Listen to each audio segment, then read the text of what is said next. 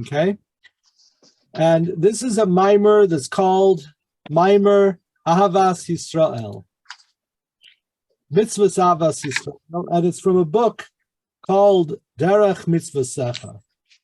Derech Mitzvosecha was written by the third Chabad Rebbe, known as the Tzemach Tzedek, and he was the Rebbe in the middle 1800s, the middle of the 19th century. And he actually wrote these discourses before he became the Rebbe. He started them off, according to Chabad tradition, it seems that he started them as a teenager. He started writing his thoughts down, and they were quite brilliant and insightful. Rabbi, is it possible to share a screen of what he looked like? Sure, it sure is. So the Tzemach Tzedek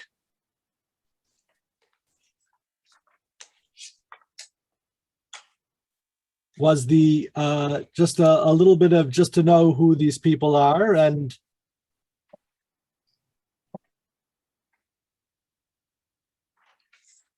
I'm just looking for a picture. I'm getting a video, not of him, of course. There was no videos back then. Trying to find a. Click under images. Yeah, I'm in images, but I'm clicking on them and they're coming up to various. There we go. All right, that will do. We'll share the screen. So the Chabad Rebbes, up until the fourth Chabad Rebbe, I believe, dressed in white. Unusual.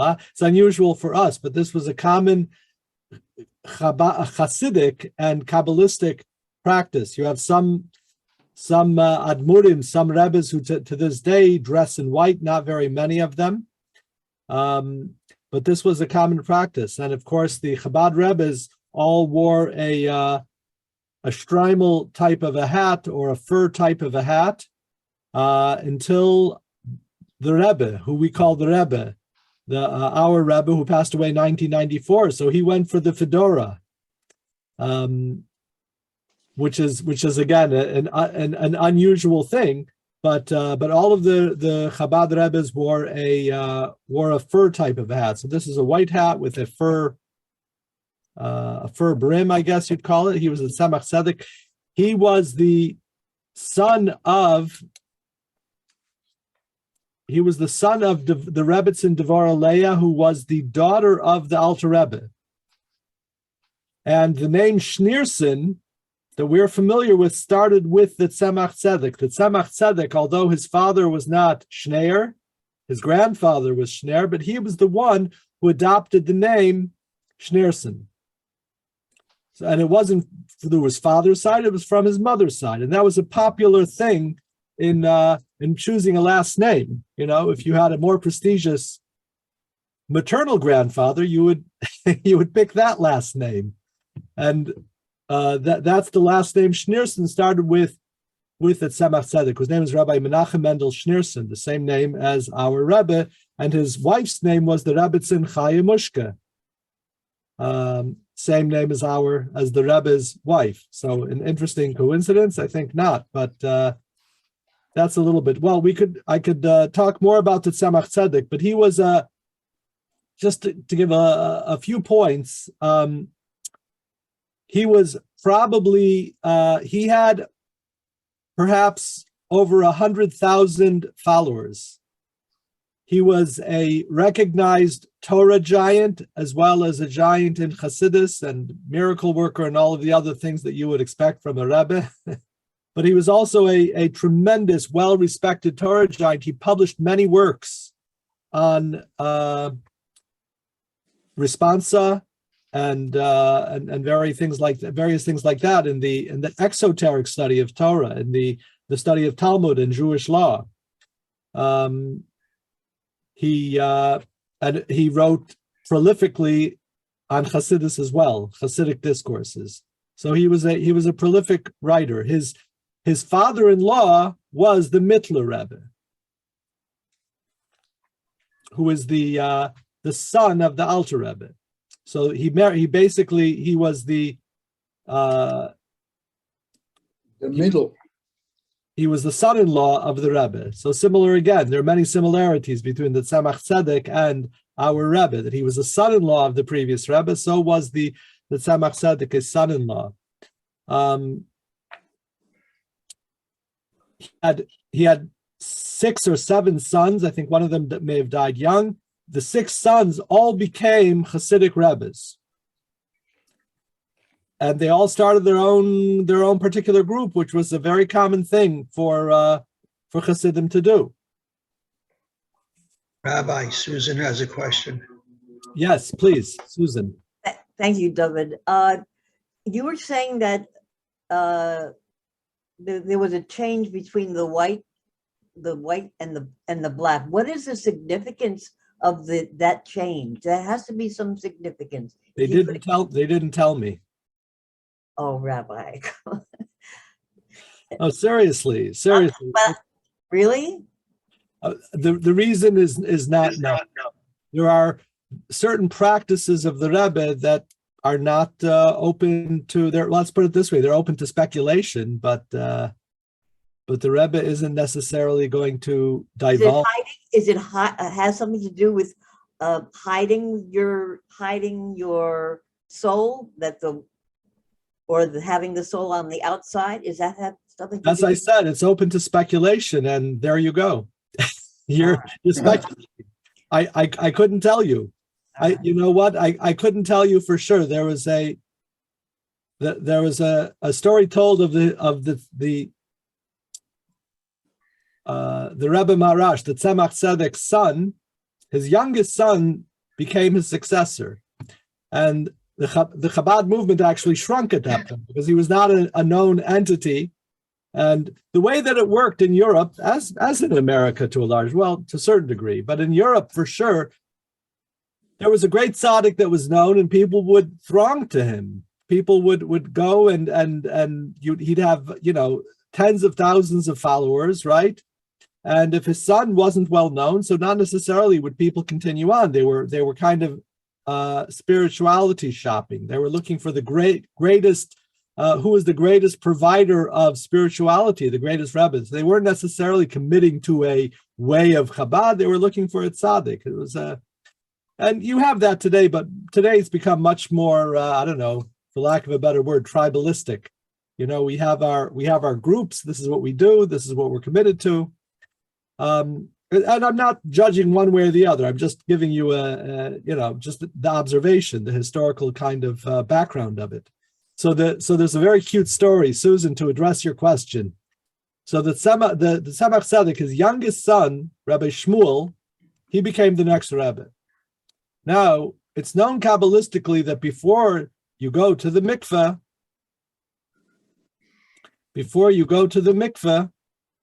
you cut your nails. Okay? And we can understand the reason why, because the idea of cutting of nails is actually a certain level of spiritual negativity, and then that becomes washed off in the mikveh as well, whatever the reasons that are given Kabbalistic for that, Kabbalistic reasons. Well, Susan, the Rebbe Maharash, his practice was to go to the mikveh and only afterwards cut his nails. And there was a chassid who asked him, who had the audacity. Generally, chassidim really have to have a certain level of chutzpah, temerity, to ask the Rebbe a question. So he said, Rebbe, I know it's brought that normally we cut our nails first and then go to the mikveh. Please tell me why you first go to the mikveh and then cut your nails here. I want to learn from the Rebbe. I want to learn from my master, my teacher.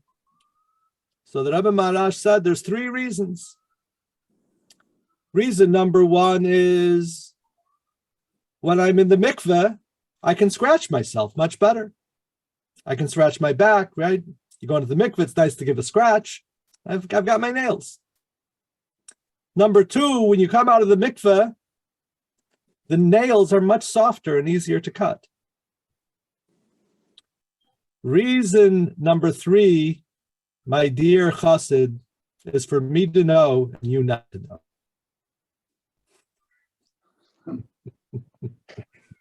So that is very cute. That is cute. So there you have it. It's kind of a challenge too, though, if you get it. Yeah. And there's certain Nice. listen, there's certain things that we are meant to understand that I have not yet understood. So I'm not going to go navigating and exploring in areas that we're not necessarily meant to know. So that's the answer for white garments. So answer number one, white garments get dirtier much quicker. So black is much more convenient.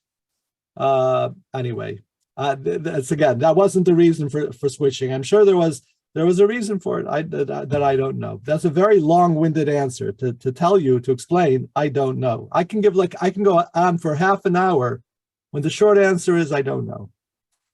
But I think that's the beauty of a Chabad rabbi. I really enjoyed that. I really enjoyed the stories. What year was it? Excuse me? What year was it? The Tzemach Tzedek? Yeah. The Tzemach Tzedek passed away, I think, around the year 1866. No, what year did it change from white to black? No, he wore white. Oh, he wore white. His son, what I've heard, Yeah. we don't have any pictures of his son or any paintings. Yeah. Right?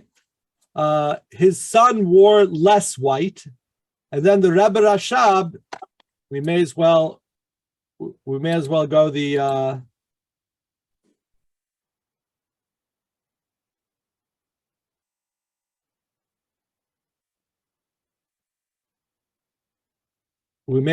full extent here and show you a picture of the Rebbe Rashab. That's the grandson? That is his grandson. That is his son's son. And here we have it, Rabbi Shalom Dov Ber. Oh, Shalom. All right. And he did not wear, in the outer garments, there was no white. So this is the Rebbe Rashab. He passed away in 1920. And his son was Rabbi Yosef Yitzchok, who we call the previous Rebbe. And he passed away in 1950. And then he was succeeded by his son-in-law, whom we call the Rebbe. Yeah. Chabad calls the Rebbe. So by the Rebbe Rashab already there was no white in the garment, and there was still an up hat, and on Shabbos in Lubavitch, when he was in his city, he would wear a fur hat. Outside of his city, he would not be wearing a fur hat. Again, I could not tell you the reason why. It maybe it has to do, I'll conjecture here, it may have to do with the idea of a hat altogether being akin to a crown. So we say in the morning blessings that he is Oter Yisrael B'tifara, that he crowns Israel with beauty. And there's a crown. We each have a crown. And we may not see it, but every Jewish person has a crown because it says, Oter Yisrael B'tifara. One application of that blessing is also the head tefillin. That again, every Jew has that head tefillin. Whether they're a man or a woman, everybody has that head tefillin. It happens to be, it is manifested through the mitzvah of tefillin through men over the age of bar mitzvah, but every Jew has that atara, has that crown. But we manifest it in our garment through a yarmulke and then subsequently through a hat. So when he was in his city where he was the chief authority, he wore the fur hat. Outside of his city, he did not necessarily wear the hat. He didn't wear the fur hat. That's again my guess. It might be entirely wrong. In fact, if I were a betting man, I would bet that was wrong. But that's a little bit of story of Chabad history. So the Tzemach Tzedek, again, he was an amazing genius. He also we'll see from these discourses are, well, there is a certain level of clarity in them, for sure. And again, these were all discourses that he wrote before he became the Rebbe. His grandfather, the Alter Rebbe, the founder of Chabad, had already seen his writings. There's a whole story about that I'm not going to go into now. He did not want anyone seeing them, but his wife had to acquiesce to her grandfather that he wanted to see them. And when the Alter Rebbe saw the writings of his grandson, he gathered together another couple of top Chassidim and he recited the bracha Shechiyanu v'kimanu. With God's name, he recited the full blessing upon seeing these discourses that his grandson had produced, which became the basis of the work, which eventually became called Derech Mitzvosecha, the ways of your mitzvot. So there are maybe about 25 discourses in Derech Mitzvosecha. Some of them are easier to learn, some of them are more difficult. Most discourses are going to have some level of complexity to them, or medium level of complexity, if not greater. Rabbi, yes. Before you go out of picture mode, do you want to show a picture of the Alter Rebbe? If the people would like, I think it's interesting to see the faces. Yeah, it's also very helpful. It's also very helpful to see their faces. So the Alter Rebbe, he passed away in 1811. Unless it was January, then it would have been 1812. And there could, you could just have there could be just a course on anyone, let alone the. There's a whole line. Now, most people back then, people altogether back then were shorter. I mean, what a face, what a man. I mean, it's hard for us to even, well, it's not so hard. I mean, I knew the Rebbe, so when I saw the Rebbe, so it's not so hard to imagine. But sometimes when you're looking at a great rabbi from over 200 years ago that pulls out a deeper level of awe, would be the right word. So there's a picture of the Alter Rebbe. So the Alter Rebbe, I believe it was his eldest daughter, the Rebbetzin Devorah Leah, married a man named Reb Shalom Shachna, who was the great nephew of the Maggid of Mizrich. So the families are all connected. And his name was Shalom Shachna, which was apparently a name in the family of the Maggid. Interestingly, his cousin was Reb Shalom Shachna, who had a son whose name is who's called the Ruzhiner, Rabbi Yisrael of Ruzhin. And the whole Ruzhiner dynasty is from him. I'm not seeing, there's a chat somewhere. I'm not certain. Does somebody have a question in the chat or a comment? I'm not sure why I can't see my chats. I just made a comment. The images give me a wonderful feeling. Oh yeah. Yeah. They are awesome to behold. The holy faces of the Exactly. of holy people, right? It's good to see. It's good to look at. All right. Without any further ado, we're going to launch right into this discourse. I'm going to put it on the screen very shortly. This is it's the mitzvah of Ahavat Yisrael, loving your fellow. There's a mitzvah in the Torah. It's actually a two-part mitzvah, as we're going to see. So I don't even need to give a preface. We'll give some more explanation as we go along. But let's jump right into the study here. So the Tzemach Tzedek is always going to start off in Derech Mitzvosecha, in this particular work, quoting. Can everyone see the screen all right? Yes. Yeah. We are on page 1, and I paginated it, and I'm not going to change it so that my pagination will not switch from yours in case you have a printed out version. Sefer HaChinuch. Sefer HaChinuch. What is the Sefer HaChinuch? Somebody knows? Somebody could share with us? Chinuch is education, I believe. Sure. Yeah, Chinuch is education. So Sefer HaChinuch was written in the 14th century by an unknown Torah giant. Some ascribe it to Rabbi Aaron of Barcelona. But we have the preface where he's writing this book. He wrote this book for his son who became bar mitzvah in order that his son would know the meaning of the mitzvot.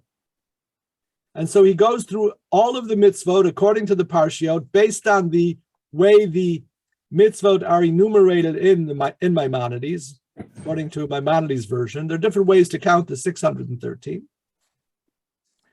But he goes through each of the mitzvot, and he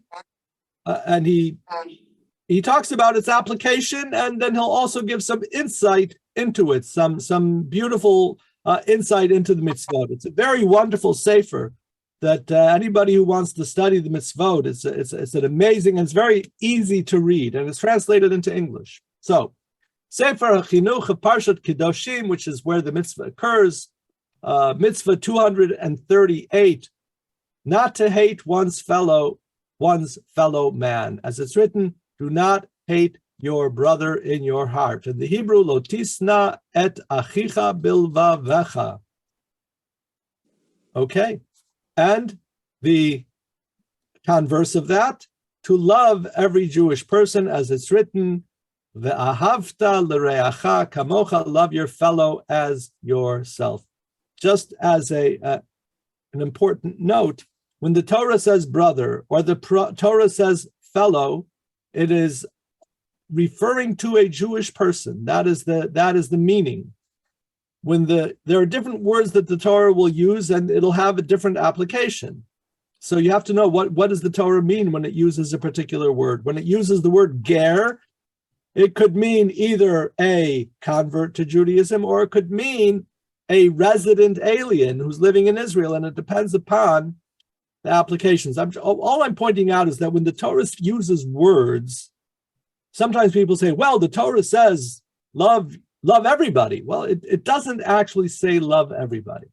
The obligation, again, a mitzvah isn't just a good idea, it's an obligation. The obligation is to love your fellow. And your fellow, Re'acha, our rabbis interpret as Re'acha b'Torah u'v'mitzvot, somebody who is likewise obligated in the commandments. So you're co-religionists. And these are indeed your brothers. And the view of the Torah is basically that they are family. They're mishpacha, right? So one really has to make sure that you love your family. We're going to soon see something much deeper than that in a moment. All right. So the mitzvah is pretty clear. Yes? Any questions? No. Okay. So the importance of this mitzvah is reflected in the renowned statement of Hillel the elder to the prospective convert. So now I'm going to tell you the story. Many of you may have heard it. There was a mischievous fellow who wanted to convert to Judaism. We're not against mischievous people, you know? Mischievous people can do a lot of good in the world. So he came to, there were two great sages in that time, maybe about 30 or 50 before the Common Era. There are two great schools, two great scholars of Judaism, the head of Jewish scholarship. They were Shammai and Hillel. And this prospective convert came to Shammai and said, please, I want to convert to Judaism. I want you to teach me the entire Judaism on one foot. Well, Shammai grabbed a ruler. He grabbed a ruler. I don't think it was a metal, probably a wooden ruler, the Talmud says, and chased him out of the study hall, right? What chutzpah. After you become Jewish, you can have chutzpah. That's okay. But now you want to have chutzpah? All right, that's my own commentary. That doesn't say that in the Talmud. He chased him out. But he was undeterred. He went to Hillel. he went to the Beit Medrash, the study hall of Hillel, and he came to Hillel and he said to Hillel, teach me, I want to convert to Judaism, teach me the entire Torah while I'm standing on one foot. And this is what Hillel answered here in the second paragraph. He said, what is hateful to you, do not do to your fellow man. That's in the Aramaic, right? This is the entire Torah. He said the remainder is commentary. Everything else is commentary. Wow. And by the way, he finished off, we don't quote it here, but the Talmud says, Hillel told him, Zil Gemor, go and study the commentary. Now you've got to learn the rest of the Torah. But I've told you the whole entire Torah on one foot. Now, in truth, this statement requires clarification. The fundamental prominence of the mitzvah of loving one's fellow Jew can be understood with regard to mitzvot that apply between one person and another, what we call the mitzvot ben adam lechaveiro, the interpersonal mitzvot. But what about the mitzvot that are between man and God, the mitzvot that we refer to as ben adam lamakom? Right? So as he says in the commentary, just to know on this in this file that I sent you, the bold is the discourse of the Tzemach Tzedek. The non-bold is the commentary by the editor of the discourse who translated it into English. So what is the connection between loving one's fellow Jew, obligation to wear tefillin, observe Shabbos, and perform any other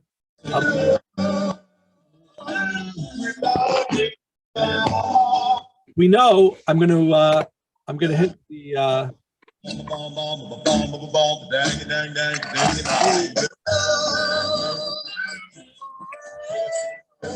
forgot to hit the what's it called? Now we got this musical interlude. Got to find the button for participants. Mute all. Okay. If you want to speak, please go ahead and unmute yourself and speak. Okay.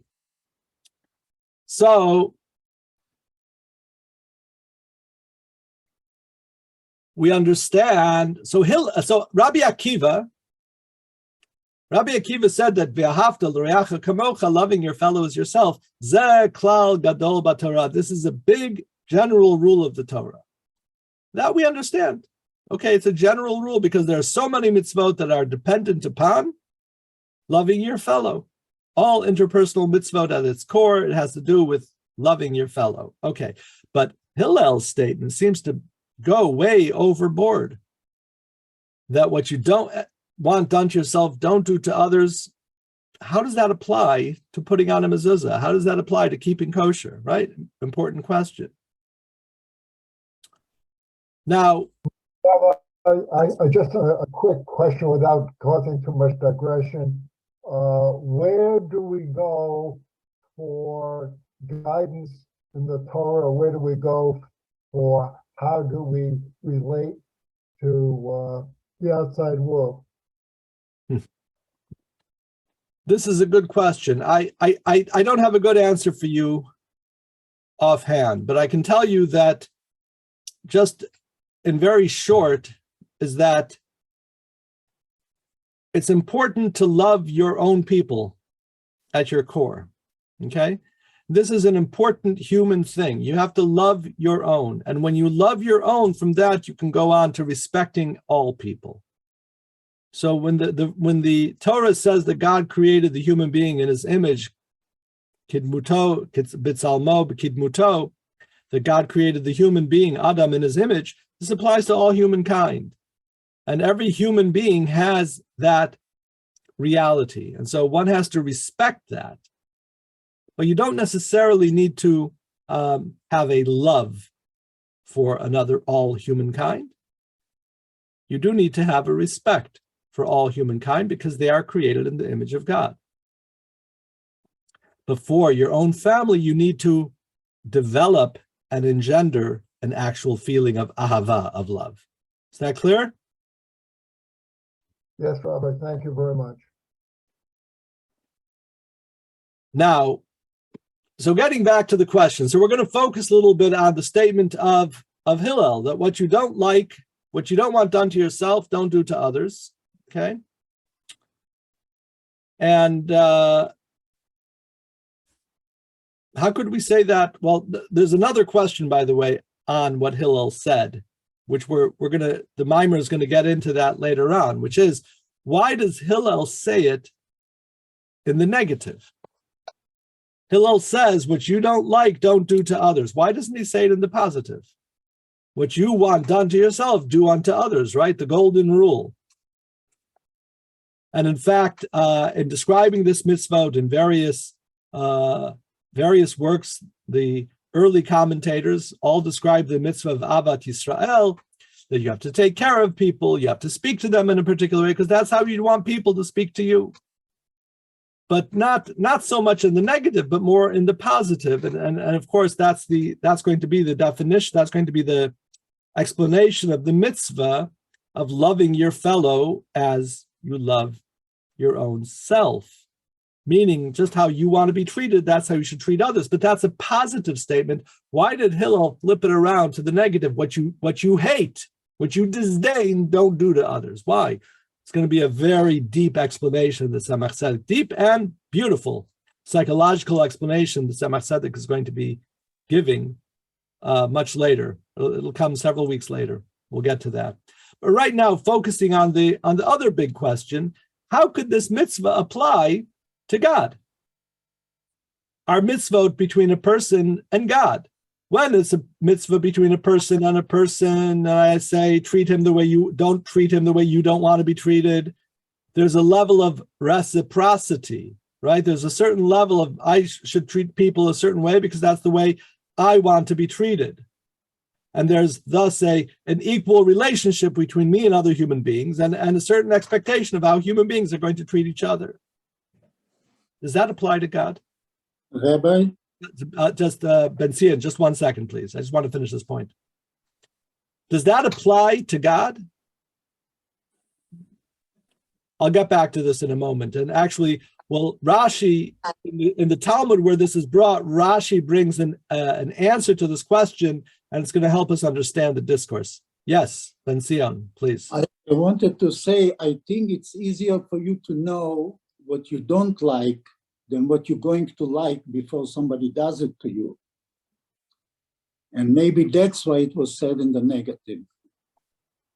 Okay, interesting. Okay, that's a simple, straightforward explanation. Yehudis, did you have any questions? Yes, Yehudis. Yes, this is what you're saying now apply to all people or just to you? Well, this mitzvah of loving your fellow applies to Jewish people. That is the definition of mitzvah. If you want to apply it to all people, you're welcome to do so. Difficult. We're going to see the mystical explanation that the Tzemach Tzedek is going to get to, which we'll get to today, God willing, shortly, is something that is particular about the Jewish people. We'll see soon. So, getting back to this underlying question, the underlying question is, how can we say that this applies to all mitzvot? What sense can that possibly make? So Rashi has a very interesting take on this, because this is a story that's brought in the Talmud, Tractate Shabbat. And Rashi has a very interesting answer for this, and that is, he quotes a pasuk from Mishlei that says, do not forsake your friend and the friend of your father. And the understanding of the pasuk is your friend and the friend of your father is God. Okay? And that's the same word, re'acha, just like the pasuk says, v'ahavta l're'acha. So who is re'acha? Re'acha is referring to God. And when Hillel said, what you don't want done to yourself, don't do to others, that means don't do to God. All right, it's an answer. It's a very interesting answer. The problem that Tzemach Tzedek brings to this is going on in the next paragraph. This point is particularly applicable, In other words, what we do, how can that possibly affect God? In other words, getting back to the issue that I brought up earlier, which is you can't have a level of reciprocity. I'm going to treat God the way that I would want God to treat me. We're not in the same league at all to make such a statement, especially considering what it says in the book of Iyov. If you act righteously, what have you given him?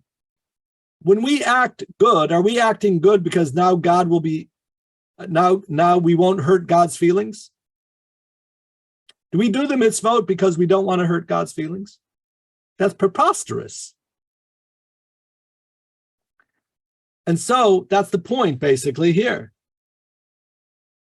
So mitzvahs, okay, we're going to skip this next paragraph. So we understand the problem. We don't have the answer yet. We have Ben Zion's answer. So that'll tide us over until we get to the answer that the Tzemach Tzedek provides us with. We're going to go on to also, it is well known that it's proper to say before the morning prayer, I hereby accept upon myself the fulfillment of the positive commandment, love your fellow as yourself, because it is a fundamental principle of great importance in our divine service. It is necessary to understand the meaning of all the above. Okay, so let's go to this. So basically the Arizal, this is a teaching of the Arizal that before davening, and in the Chabad Siddur, it's actually, it's right there before the Matovu. So before the Matovu, it says that it is proper to recite before we start to daven, that I hereby, Hareini Mikabel Alai Mitzvat Aseh Shel V'Ahavta L'Reacha Kamocha. So how many of us are familiar with this, with reciting this line before davening? Some of us, most of us, so many of us not. If you don't daven the Nusach Ari that was produced by the Alter Rebbe, you may never have heard of this. But it is a proper thing. Even if a person davens a different nusach, it still remains a very effective and appropriate thing to start off our davening with. And that is to start off with, I hereby accept upon myself the mitzvah of loving your fellow as yourself. So what does that mean? But just to give a little a plug for reciting this, we're about to pray to Hashem. We want to connect with Hashem. We're going to ask Hashem for things, and the prayer and the Amidah, we ask God to forgive us and to bring us back into Shuvah and to heal us and to give us Parnasa, right? We're going to be making all these requests of God. Now, if you have children, and the children want to make a request of their parent, and the children are all fighting, and one says, I want this, and the other says, I want that, and I want something else, and they're all fighting with each other. How effective of a request is that?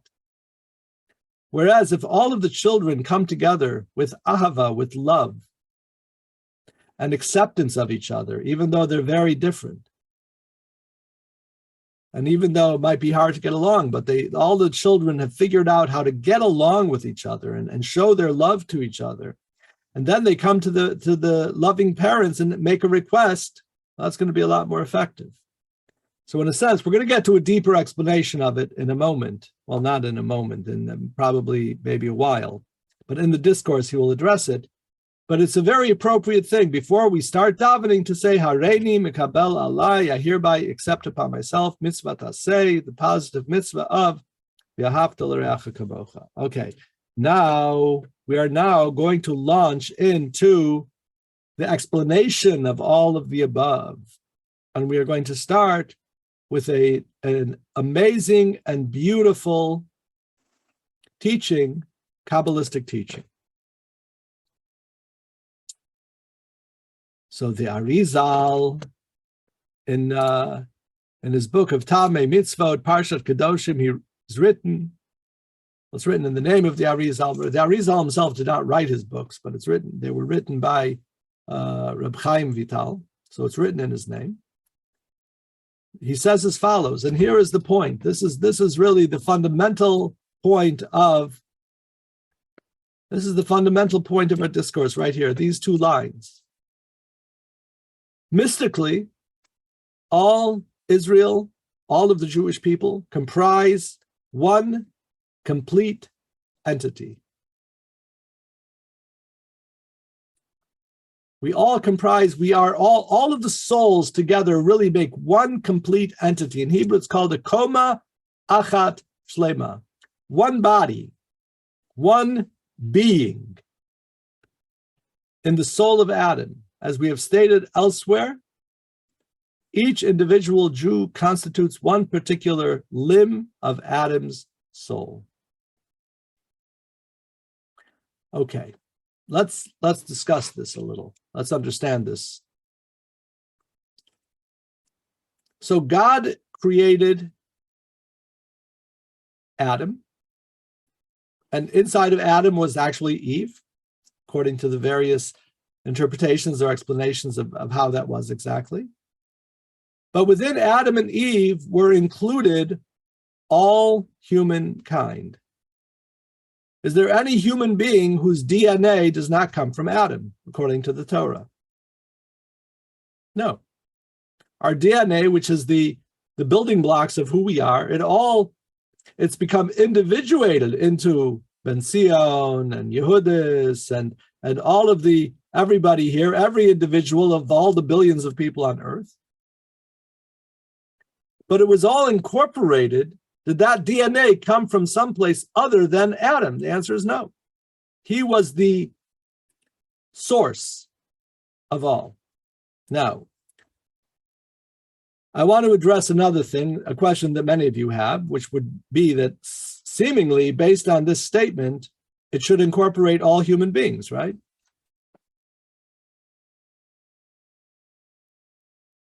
If we're talking about the soul of Adam, that would include everybody, no? Anybody have that question? Well, now you do.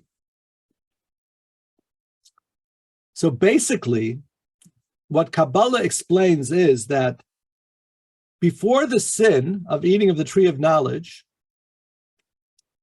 Adam was the perfect human being, and he incorporated all the souls of those who were destined to be servants of God in the world, which would have been all mankind.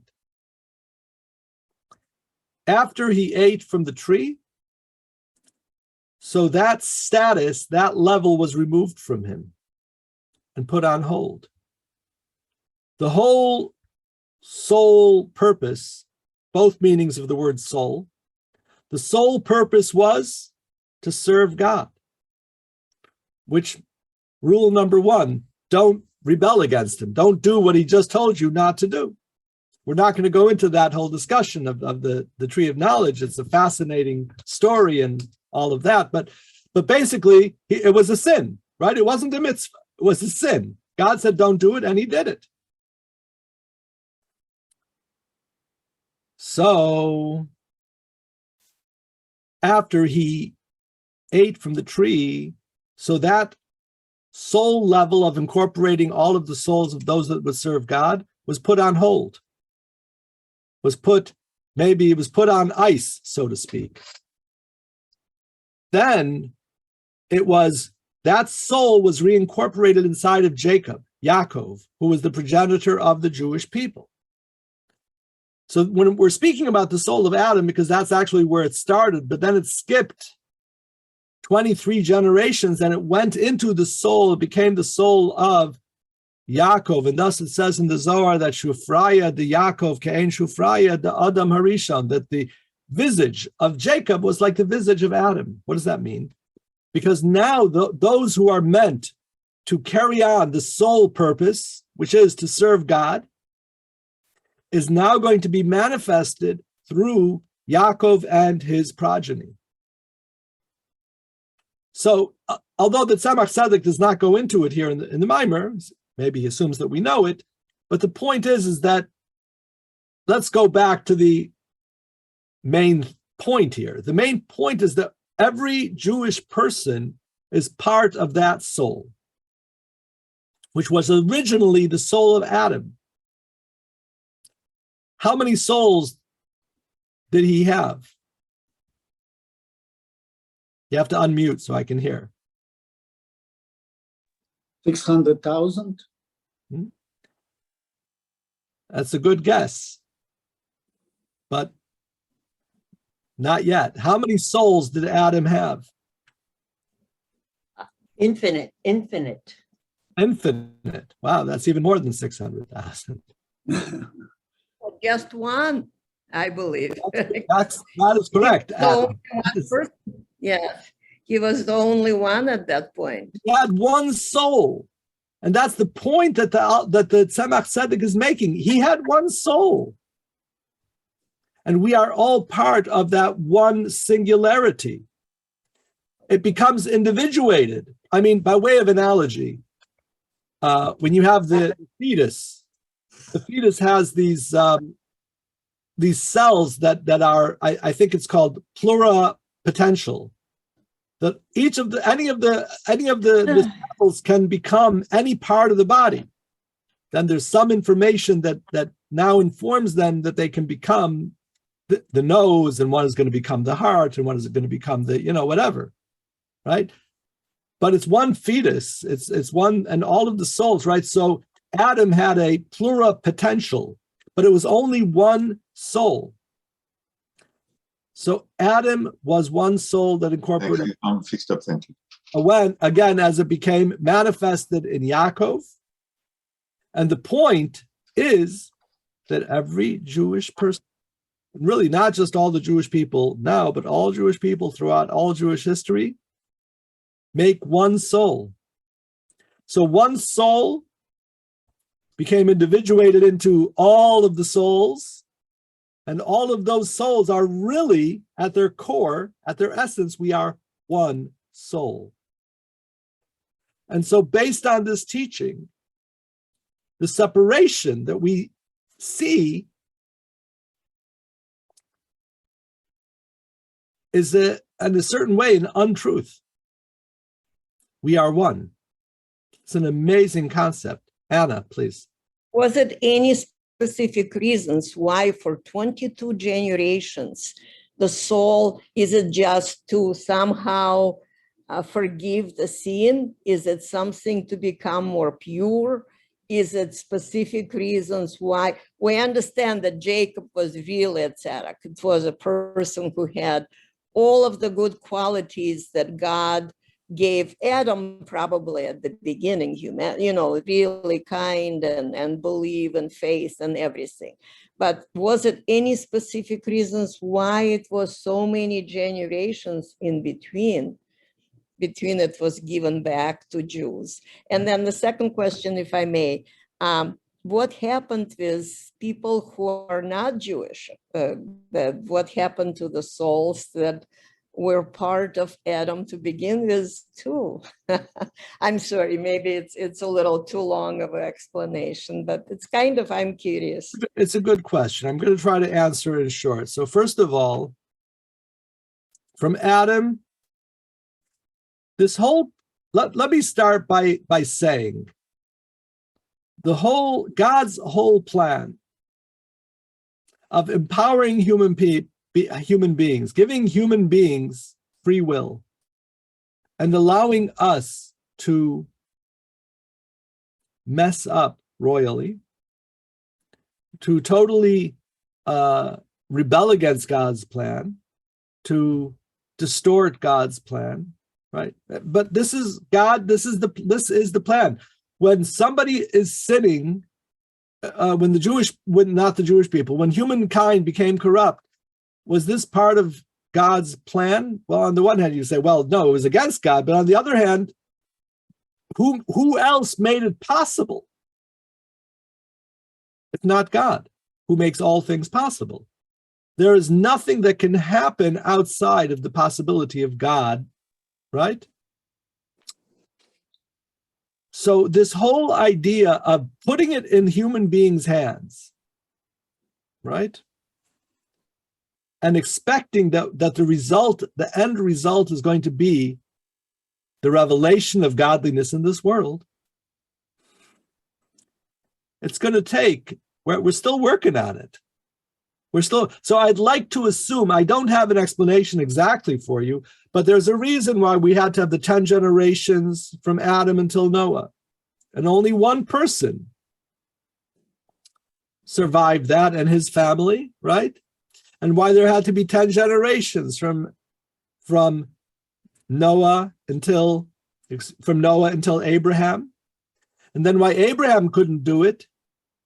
He was a partial solution, and then Isaac was a partial solution, and then specifically Yaakov. So now you have 3 generations, which is called a triple knot, which cannot be undone, right? So there, to answer the question, there is a reason, okay? I can't tell you specifically exactly why 23, but there is a specific reason for everything that's happening in human history, reaching our ultimate destination. And it is a long process. Really, what we're accomplishing is impossible. So the fact that it's going to take a few thousand years shouldn't surprise us.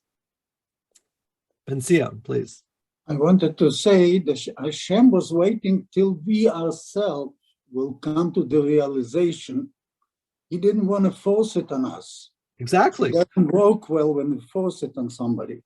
And but it took that long to get somebody as pure as Jacob, and understanding what rules the world. It's a purification process. It's a cosmic purification process, which takes this amount of time, and we have to go through all of this to get there. And we're not there yet, right? We're still working on it. All right, the second question we're going to leave for another time, if that's all right. David, please. Yeah, I had an opportunity over the holidays to somebody asked me to say a blessing, a mishaberach for the grandmother who's not Jewish. So I said her name, and I said Bas, and what's the father's name? They don't know who the father was. They don't know who the father. So I said, so Ben Adam Harishon. And then afterwards, I thought maybe I should have said Ben Noach, because everybody's Ben Noach. So, right. So why is it one instead of the other? I wasn't sure. So this is sort of relating to what you're talking about. And I'm thinking why the emphasis is on Adam instead of Noach, because he was also one person that everything came from him to a certain extent, right. except for the daughter-in-laws. They weren't from him. Right. Or his children. Well, they were from him. They were also from Nama, who was from Cain. It's a joint effort. Mm-hmm. To answer your question, David, Adam was this perfect soul. He was created in the divine image in a perfect way, again, with the sole purpose. The same cannot be said about Noah. Noah was a tzaddik, but a different type of a tzaddik than Adam. Adam was like the ultimate tzaddik, made that way, forged in the image of God, to the exclusion of everything else. Every human being is in the image of God, but we have our epigenetics, we have our genetics from our parents, our actual genetics, and all of this other baggage. It's a combination, everything together. But Adam was called in the Talmud, he was the formation of the handiwork of God. Yitzir Kapav Shel HaKadosh Baruch Hu, right? So he was that perfect person with that soul and that soul purpose. Noach was not on that level. Again, nobody was on that level except for Adam before the fall, and then again, it was resumed by Yaakov. So would you say in such a mishaberach Bas Adam or Bas Noach? I'm not positive. It's a good question, and I would give that to a legal authority. I didn't know you can do a mishaberach for a goy. Nor did I. So you can certainly pray for them, but the halachic issue of if you can make a mishaberach of the Torah is mishaberach avotenu, who you blessed our fathers. Abraham and Yaakov, right? Yeah, I don't mean to say mishaberach in shul. I'm talking about this to give somebody a blessing. Oh, a blessing. Yeah. So if you want to just think their name, right? That there's no certainly pray for anybody.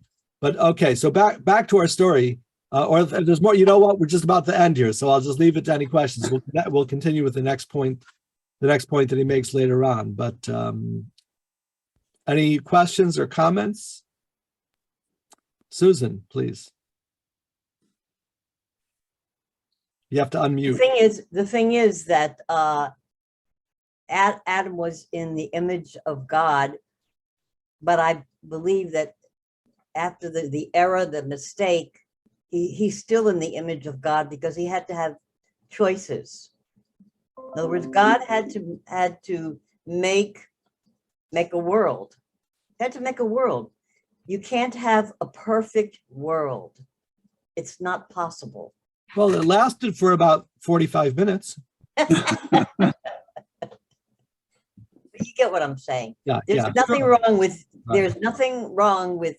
I don't want to really get into this because it's very involved. But people who are not Jewish, they still have goodness about them. They may have a different religion, but God still made them, and they are in the image of God. Okay, that's right. And as I said earlier, there's no question about it. You know, this discourse is really going to be going into the idea. That's why I wanted to touch upon it as I did earlier. This is about learning to have absolute love for our fellow Jew. Okay, that's what we're talking about. It's you know, let's say, for example, somebody was going to a therapist and says, you know what, I don't really love my kids. Is that a problem you need to solve? I would say so, right? And there are people who may not love their kids. I want to work on this to do it, right? That's what we're doing. Going to a therapist. The therapist's name is the Tzemach Tzedek, and he's going to counsel us on how to love the Jewish family, because we don't necessarily love every Jew, right? It's not easy, you know. It's like it's very funny because there's a Hayom Yom compendium of Jewish thoughts compiled by the Rebbe, where he says in one of the things that we have to love every Jew, even Jews in the other part of the world that we've never met before. And then comes the second statement, which was, and how much more so the Jews in your own community, right? Sometimes they're more difficult to love, right? And sometimes the Jew across the kitchen table, right? That's not, we always love them, but we always love them. I guess really to some degree the question becomes how to like them, and also developing the love. So really that is our focus here on the Jewish family. And the question about non-Jews, once we love our family, what can emerge from that is a proper respect for all humankind, and possibly a love as well. But the obligation, the mitzvah, the absolute divine imperative is to love every Jew. Is it possible that it's because we are kind of confused between two different ideas? One is to love someone else, and the second one, judging from your example, children who get along well can really get much more, let's see, from a parent point of view. That's why I believe that in addition to love, it's a purpose that really connects, really unites Jewish more than anyone else, in addition to love. Maybe that's the answer why people of different religion, that doesn't mean that you have to hate them or to harm them, not in any way, but it's a little bit different purpose that they have in life. I don't know if that's kind of will answer Susan's doubts. Could be. She doesn't have doubts, just yeah, you know, everybody deserves attention and love. You know, it's yeah, there's much more to discuss about it, but we're already at 104. I don't want it 105. I don't want to keep anybody from your next class. Right. And we'll be studying this for a while. We'll see you all, God willing, next week at this time. Stay safe. Thank you, everybody. Rabbi. Thank you, Rabbi. Bye. You're always welcome to email me, during the week or whenever, if you have questions or things you want to share, please. All right. Be well. Well, Thank you, Bye-bye. Rabbi. Thanks. Bye all. Bye-bye. Bye.